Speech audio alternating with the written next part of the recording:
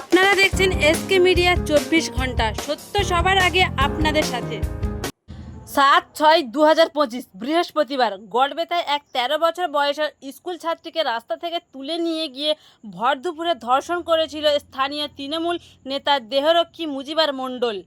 এই নক্করজনক ঘটনাকে আড়াল করতে নির্যাতিতা স্কুল ছাত্রীর পরিবারকে নীরব থাকতে বলেন, এমনকি উচ্ছেদের ভয়ও দেখান এবং যারা প্রতিবাদ করছে তাদেরকে হুমকি পর্যন্ত দেওয়া হয়। এরপর চলে ওই পরিবারের ওপর নজরদারি।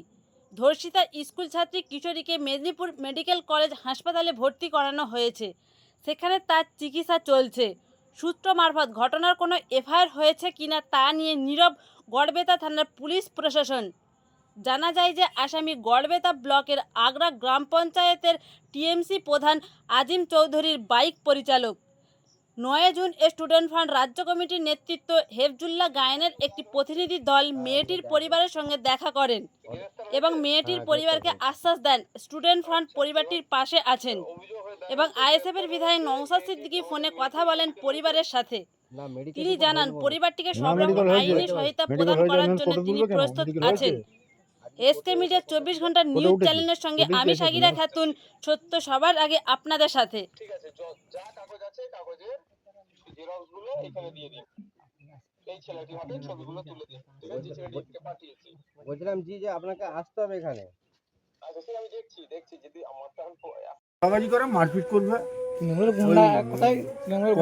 প্রধানের সঙ্গে বলছি আপনাদেরকে মানে ওই কেসটা ঘটনার পরে মানে এই ফ্যামিলিকে যার মানে নিজেদের বাড়িতে যে মানে মেয়েকে মানে পার্টির পক্ষ থেকে টাকার অফার করা হয়েছিল এরকম কি? না, সেরকম বসেছিল ওই আমাদের যেখানে মসজিদের পাশে, কিন্তু অফার হয়নি। আমাদের ছেলেরা হাঁকি নিয়ে চলে আসছে।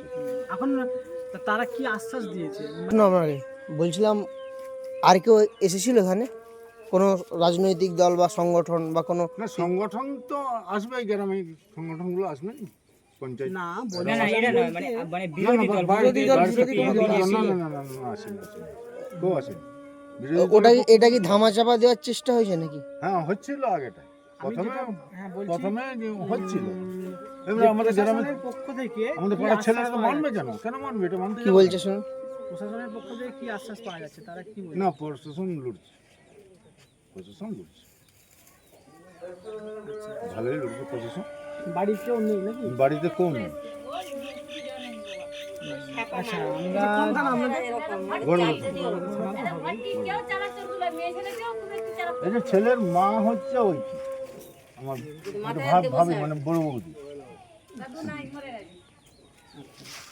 যাই হোক, আমরা আসছি, আমাদেরকে হচ্ছে নওশাদ সিদ্দিকী পাঠিয়েছে আমাদের তার ছাত্র সংগঠনের। আমরা হচ্ছে প্রতিনিধি দল, আমরা পশ্চিম মেদিনীপুর জেলা কমিটির পক্ষ থেকে আমরা আসছি। আমাদের পার্টির পক্ষ থেকেও আসবে, পরশু দিন আসবে।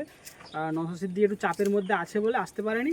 এবার বাড়ির লোকের সাথে আমাকে এখানে আসার পর ফোন করতে বলেছিল। এবার ফোনে মাধ্যমে সে কিছু কথা বলতো।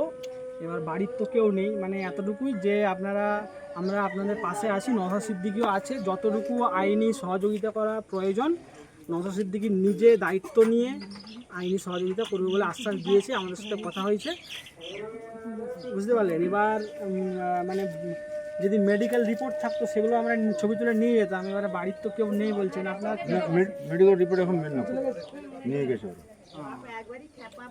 আজকে বাদ দিয়ে আসলে আপনারা পেয়ে যেতেন মেডিকেল রিপোর্ট। আজকে কোর্টে তুলেছে মেয়েটাকে। আচ্ছা, আপনাদের বক্তব্য কি যে আপনারা কি ভয় পাচ্ছেন? না, শাসক দলের সাথে আমাদের ছেলের ফাঁসি চাই, অন্যায়কারীর ফাঁসি চাই, এই হলো কথা। ঘটনাটা কি একাই ঘটেছিল না ওর সাথে না, কেউ জড়িত একাই আছে? একাই। আচ্ছা, আমরা যদি এই কেসটা নিয়ে আইনিভাবে কোনো পদক্ষেপ নিই, আপনারা সাহায্য করবেন তো? আমরা সাহায্য করবো, পুরো সাহায্য করবেন তো? পুরা সাহায্য করবো। মানে 65 ঘর আমরা পুরো সাহায্য করবো। ফোন করে দেখছি নওশাদ সিদ্দিকী এতে আছে।